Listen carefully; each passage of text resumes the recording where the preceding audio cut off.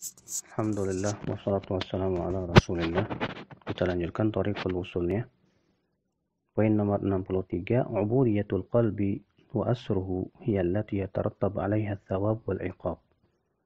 Ibadah hati ya dan ketertawanannya itulah yang menimbulkan pahala dan siksa. Maksudnya ya bahwa yang menyebabkan seseorang itu diberikan pahala dan siksa adalah niat. Dan niat itu adalah ya merupakan ibadah hati. Dan seseorang tertawan dengan sesuatu akan menyebabkan dan menimbulkan niat. Ketika seseorang tertawan dengan dunia, maka ya ketika itu dia mengharapkan dunia dari ibadahnya. Dia tidak mendapatkan pahala tapi mendapatkan siksa. Tapi ketika ia mengharapkan akhirat dan hatinya tertawan dengan kehidupan akhirat, maka niatnya selalu mengharapkan kehidupan akhirat. Sehingga dia senantiasa diberikan oleh Allah Subhanahu wa taala pahala. Poin 64, wal qalbu idza dhaqa ta'ma ibadatillah wal ikhlas lahu lam yakun syai'un qattu 'indahu ahla min dzalik wala atyab wala alad. Hati apabila telah merasakan manisnya ibadah kepada Allah dan berikhlas, tidak ada sesuatu yang lebih manis dan lebih lezat dari ibadah bagi hati itu. Wal insan la yatruku mahbuban illa bimahbubin akhar yakunu ahabbu ilaihi minhu aw khaufan min makruhin.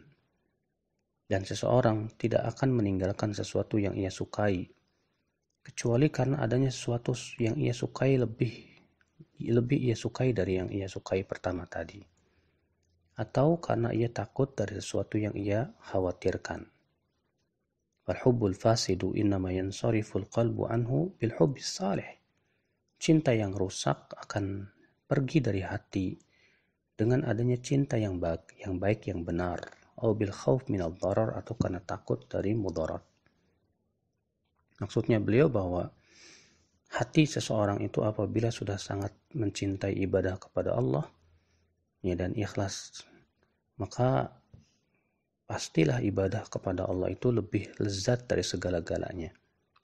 Lebih lezat daripada pelesiran misalnya, lebih lezat daripada yang lainnya. Ya, tapi ketika dia lebih mencintai sesuatu selain ibadah, maka ibadah akan menjadi sesuatu yang tidak lezat bagi dia. Makanya ketika kita merasa tidak lezat dalam ibadah, itu karena kita lebih merasakan lezat dengan yang lain selain ibadah. Ketika kita merasa tidak lezat dengan zikir kepada Allah, karena kita lebih merasa lezat untuk mengingat manusia. Ketika kita tidak merasa lezat, ketika kita tidak merasa lezat dalam sholat kita, dan ibadah-ibadah kita, itu akibat karena hati kita lebih merasa lezat dengan yang selain ibadah. Karena kata beliau, seseorang tidak mungkin meninggalkan sesuatu yang ia sukai kecuali karena adanya yang lebih ia sukai dari itu, atau karena ia takut dari sesuatu yang ia takutkan.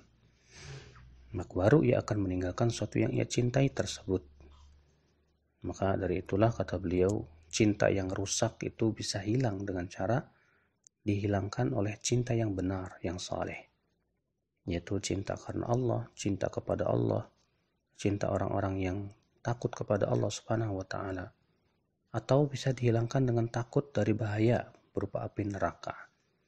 Maka untuk menghilangkan cinta yang tidak benar harus dilawan dengan cinta yang benar, cinta yang diridhai oleh Allah Subhanahu wa taala. Allah